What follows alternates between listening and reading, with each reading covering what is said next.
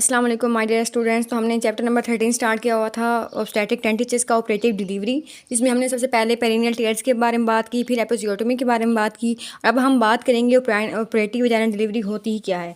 Operative vaginal delivery को जो हम मेंशन करते हैं ओवीडी से कहते हैं, और इसी के अलावा इसका दूसरा नाम क्या है, असिस्टेड वजाइनल डिलीवरी। ठीक है, असिस्टेड वजाइनल डिलीवरी। ठीक है, तो ये होती क्या है, जब भी कोई वजाइनल डिलीवरी होगी और उसमें हम इंस्ट्रूमेंट्स यूज़ करेंगे, या तो हम फोर्सेप्स यूज़ करते हैं, या फिर हमारा सेकंड ऑप्शन क्या होता है कि हम वैक्यूम एक्सट्रैक्टर यूज़ कर लें। ठीक है, वैक्यूम एक्सट्रैक्टर, जिसका सेकंड नेम क्या है, ये वेंट्यूज़। ठीक है, जब भी हम ये दो इंस्ट्रूमेंट यूज़ करेंगे वजाइनल डिलीवरी के दौरान, तो उसे हम कहते हैं कि ये ऑपरेटिव वजाइनल डिलीवरी है। अब हम बात कर लेते हैं इसकी इंडिकेशंस की। इंडिकेशंस क्या क्या हो सकती हैं ऑपरेटिव वजाइनल डिलीवरी की, जो कि बहुत इंपॉर्टेंट है एससीक्यू के हवाले से। ठीक है, आप लोगों को ये इंडिकेशंस आनी चाहिए। अब तो हम इनको दो में डिवाइड कर देते हैं, फीटल इंडिकेशंस क्या हैं और मिटरनल इंडिकेशंस। ठीक है, फीटल और मिटरनल। तो फीटल इंडिकेशंस में क्या हो सकती हैं कि जब भी फीटल कंप्रोमाइज़ हमें सस्पेक्ट हो, तो हम क्या करते हैं, ओवीडी को प्रेफर करते हैं। और फीटल कंप्रोमाइज़ कब होगा, जब हमें पता चलेगा कि जो हमने सीटीजी करवाई है वो पैथोलॉजिकल आई है। ठीक है, पैथोलॉजिकल सीटीजी आई हो। ठीक है, या फिर हमने फीटल ब्लड सैम्पलिंग की हो और उसमें पीएच के लेवल्स और लैक्टेट के लेवल्स जो हैं वो एबनॉर्मल आ जाएं, पीएच के लेवल्स और लैक्टेट के लेवल्स क्या हों, एबनॉर्मल हो जाएं। तो ये क्या इंडिकेशन है फीटल की तरफ से कि ये ओवीडी की इंडिकेशन है। ठीक है, अब हम बात कर लेते हैं मैटरनल फैक्टर्स कौन कौन से होते हैं जो इंडिकेट करेंगे कि डिलीवरी जो है वो ऑपरेटिव वजाइनल डिलीवरी हो। तो उसमें हम डिवाइड कर लेते हैं इनको नली पैरस वुमेन में, ठीक है, और मल्टी पैरस वुमेन में। पैरस से याद रखें, ये पैरिटी जो होती है मतलब उसके किसी भी वुमन के पहले कितने बच्चे हैं। अगर नली पैरस है इसका मतलब पहले कोई बच्चे नहीं है, मीन्स कि वो प्राइमरी ग्रेविडा है। अगर प्राइमरी ग्रेविडा की हम बात करें और उसमें हमने रीजनल एनेस्थीसिया दिया हो, ठीक है, रीजनल एनेस्थीसिया दिया हो, और 3 आवर्स तक, 3 घंटे तक जो सेकंड स्टेज ऑफ लेबर है उसमें कोई प्रोग्रेस फील ना हो रही हो, तो ये भी किसकी इंडिकेशन है, ओवीडी की। ठीक है, और इसके अलावा अगर हमने रीजनल एनेस्थीसिया नहीं दिया हुआ और फिर भी 2 आवर्स तक भी कोई प्रोग्रेस फील नहीं हो रही सेकंड स्टेज ऑफ लेबर में, तो ये भी इंडिकेशन है ओवीडी की। ठीक है, तो अब हम, ये थी बात नली पैरस वुमन में। अब हम बात कर लेते हैं मल्टी पैरस वुमन में। मल्टी पैरस वुमन में उसी तरह हम डिवाइड कर लेंगे, रीजनल एनेस्थीसिया को दिया हुआ है और 2 आवर्स तक जिसमें प्रोग्रेस नहीं हो रही, तो वो इंडिकेशन है ओवीडी की। और जिसमें हमने रीजनल एनेस्थीसिया नहीं दिया हुआ, तो उसमें ओनली 1 आवर हमने वेट करना है कि अगर 1 आवर तक कोई प्रोग्रेस नहीं होती सेकंड स्टेज ऑफ लेबर की, तो फिर हमने ओवीडी की तरफ मूव करना है। ठीक है, ये तो नली पैरस और मल्टी पैरस के हवाले से इंडिकेशन हो गई।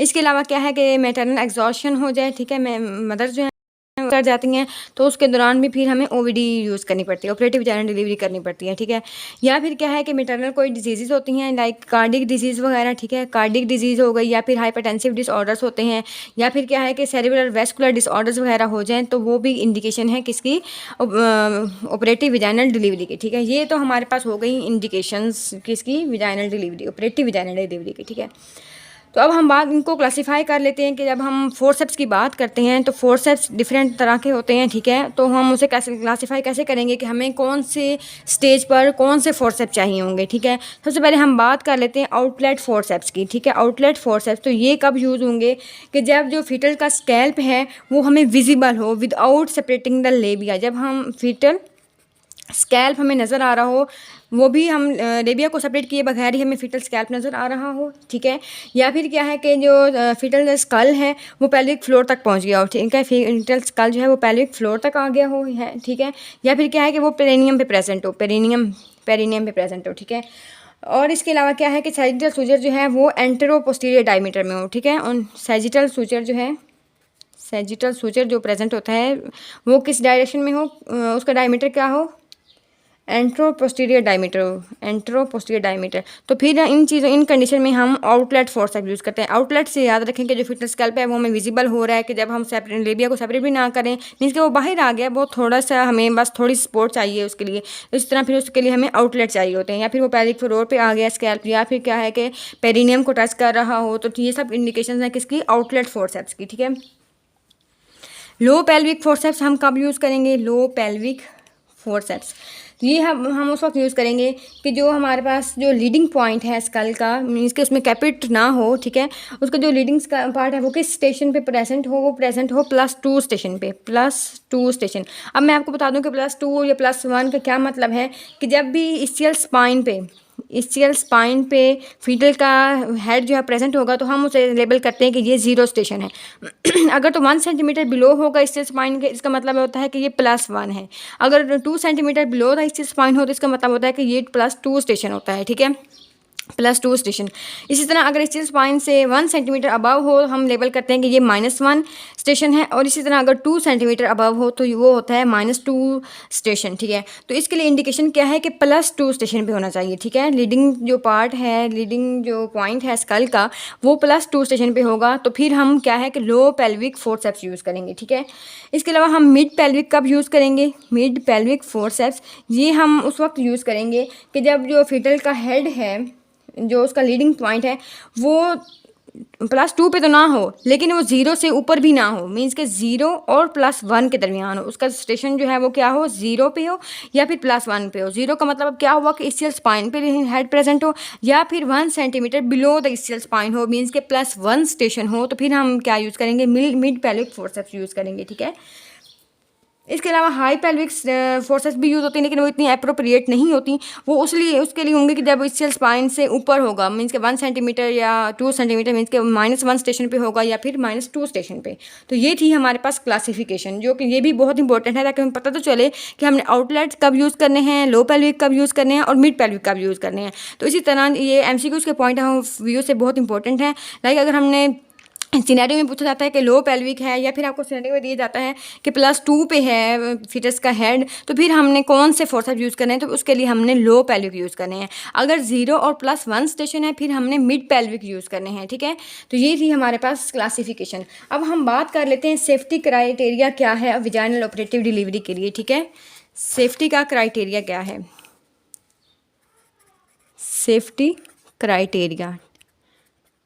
सेफ्टी क्राइटेरिया उसी तरह है कि जो फीटस का जो हेड है उसकी पैल्पेशन क्या है कि 1/5 से कम होना चाहिए, ठीक है। 1/5 से पैल्पेबल कम होगा तो फिर हम क्या है कि OVD कर सकते हैं।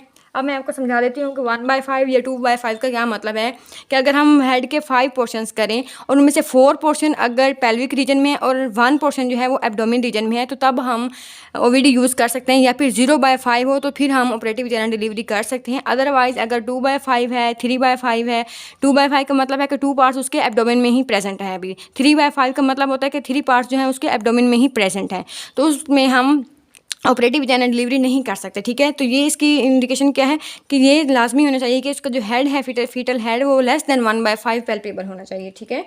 और इसके लिए क्या है कि सर्विक्स जो है वो फुली डायलेटेड होनी चाहिए, ठीक है। सर्विक्स जो है फुली डायलेटेड मीन्स कि 10 सेंटीमीटर जो है वो डायलेटेड होनी चाहिए, ठीक है।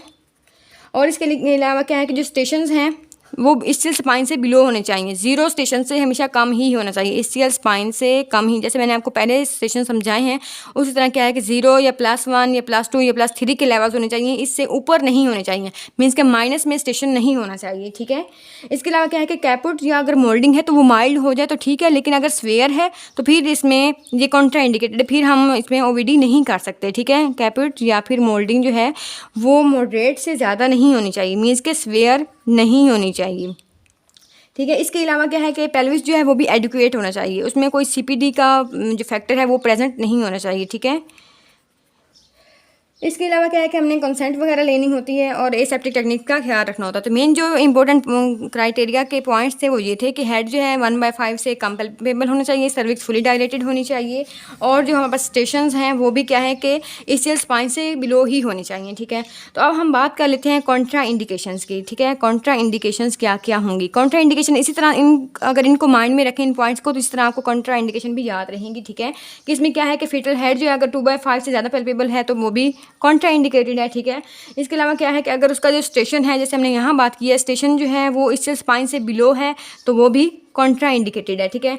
इसके अलावा क्या है कि सिफेल हीमाटोमा है, या फिर क्या है अगर इसके अलावा क्या है कि 34 वीक से कम अगर हम OVD करना चाह रहे हैं, 34 वीक से कम गेस्टेशनल एज है, और अगर हम वेंट्यूज यूज़ कर लेंगे, ठीक है, इस सूरत में तो फिर जो कॉम्प्लिकेशन बनेगी वो क्या है कि सिफेल हीमाटोमा हो जाएगा पेशेंट फीटस को, ठीक है। सिफेल हीमाटोमा बन जाएगा, या फिर क्या है कि इंट्राक्रेनियल हेमरेजेस हो जाएंगे, इंट्राक्रेनियल हेमरेज हो जाएंगे फीटस को, ठीक है। तो इसलिए ये 34 वीक से कम पर हमने वेंट्यूज यूज़ नहीं करना, ठीक है। इसके अलावा क्या है कि अगर फेस या ब्रीच प्रेजेंटेशन है फिर भी हमने ओवीडी नहीं करनी। फेस प्रेजेंटेशन हो या फिर क्या है कि ब्रीच प्रेजेंटेशन मीन्स कि मेल प्रेजेंटेशन हो, फिर भी हमने ओवीडी जो है वो यूज़ नहीं करनी, ठीक है। और इसके अलावा क्या है कि सर्विक्स जो है फुली डायलेटेड होनी चाहिए। अगर सर्विक्स फुली डायलेटेड नहीं है तो फिर ना हम फोर्सेप्स यूज़ कर सकते हैं और ना ही हम वेंट्यूल्स यूज़ कर सकते हैं। तो ये पॉइंट्स बहुत इंपॉर्टेंट हैं। इसका सेफ्टी क्राइटेरिया और कॉन्ट्रा इंडिकेशन, इनमें से आप कोई भी एक याद कर लें तो फिर अगर सेफ्टी क्राइटेरिया याद है तो इसका मतलब आपको कॉन्ट्रा इंडिकेशन भी याद है, ठीक है। तो इस तरह से आप लोगों ने याद रखनी है। अब हम बात कर लेते हैं कॉम्प्लिकेशंस क्या क्या हो सकती हैं अगर हम फोर्सेप्स यूज़ कर रहे हैं या फिर हम वेंट्यूल्स यूज़ कर रहे हैं। तो अब हम सबसे पहले बात कर लेते हैं इधर वेंट्यूल्स की और फोर्सेप्स की कि हमें क्या क्या प्रॉब्लम्स फेस करनी पड़ सकती हैं ड्यूरिंग इनकी यूज़ करने में, ठीक है। तो जो हमारे पास वेंट्यूल्स है इसका अगर हम फेलियर रेट की बात करें तो इसका फेलियर रेट वेंट्यूल्स का ज़्यादा है। 10 to 20% जो है वो फेलियर रेट है वेंट्यूल्स का और 5% जो है फेलियर रेट है फोर्सेप्स यूज़ करने का, ठीक है। इसी तरह जो है maternal pelvic floor trauma, pelvic floor का जो ट्रॉमा है वो फोर्सेप्स में ज़्यादा है, ठीक है। इसी तरह क्या है कि फोर्सेप्स से पैल्सी, फेशियल पैल्सी वगैरह का चांस भी ज़्यादा है फोर्सेप्स यूज़ करने से, ठीक है। फेशियल पाल्सी, ठीक है, फेशियल पाल्सी। या फिर क्या है कि anal sphincter injury, anal sphincter भी इंजर हो सकता है फोर्सेप्स को यूज़ करने में। ये इन चीज़ों को माइंड में रखना है आप लोगों ने, ठीक है। इसके अलावा अगर हम वेंट्यूल्स यूज़ कर सकते हैं, एक तो उसका फेलियर रेट बहुत ज़्यादा है, मीन्स के बाज़ औक़ात इस वेंट्यूल्स यूज़ करने से जो हमारा मकसद है, जो फिटस की डिलीवरी है वो नहीं हो सकती, ठीक है। तो उसके लिए फिर हमें और बैकअप पॉइंट्स रखने पड़ते हैं, ठीक है। तो इसमें और क्या हो सकता है, सिफेल हीमाटोमा हो सकता है फिटस को, सिफेलोहीमाटोमा, ठीक है। या फिर क्या है कि इंट्राक्रेनियल हेमरेजेस हो सकते हैं, इंट्राक्रेनियल हेमरेजेस वगैरह। तो इन बातों को भी आप लोगों ने माइंड में रखना है, ठीक है। इसके अलावा क्या है कि रेटिना भी डैमेज हो सकता है, रेटिनल हेमरेज भी हो सकता है, रेटिनल हेमरेज वगैरह हो सकता है फिटस को। तो ये थी हमारे पास कॉम्प्लिकेशंस वेंट्यूल्स को यूज़ करने की और फोर्सेप्स को यूज़ करने की, ठीक है। तो अब हम कुछ थोड़े से पॉइंट डिस्कस कर लेते हैं।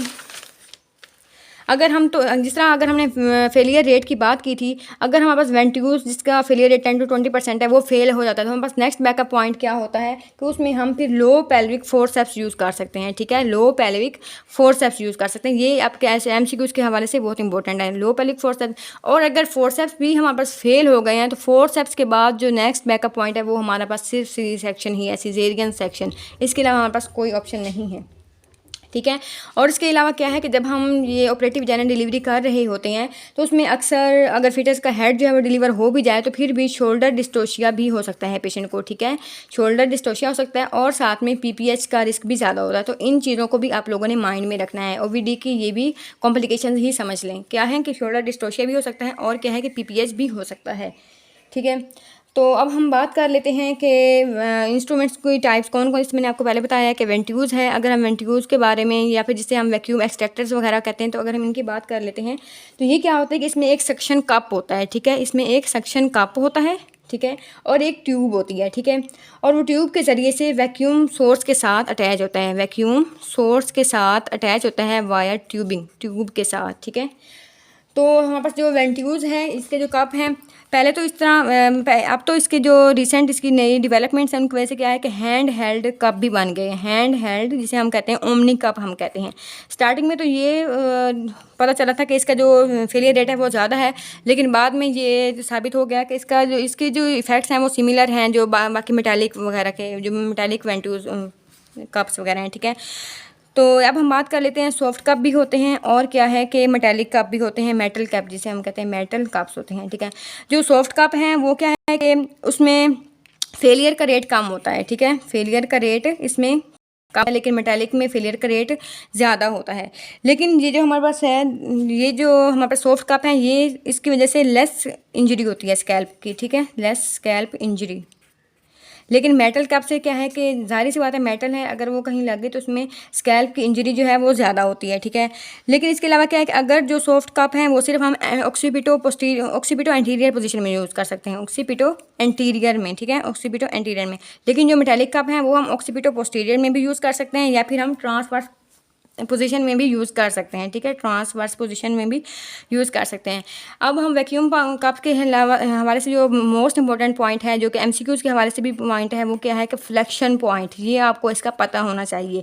फ्लेक्शन पॉइंट वो पॉइंट है जिस पर हमने जो कप है उसका सेंटर रखना होता है। मीन्स कि अगर ये फ्लेक्शन पॉइंट है तो इसके कप को इस तरह से ऊपर से सेंटर इस तरह आना चाहिए, ठीक है। अब हम बात कर लेते हैं कि फ्लेक्शन पॉइंट है क्या। तो फ़र्ज़ करें कि ये हमारे पास है एंटीरियर फोंटेनेले और ये है हमारे पास पोस्टीरियर फोंटेनेले, ठीक है।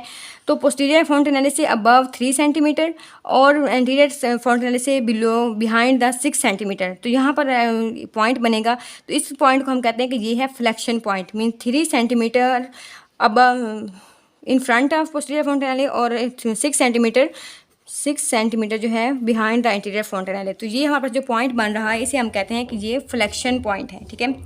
और जब हम कप को ऑपरेट कर रहे होते हैं तो इसमें जो प्रेशर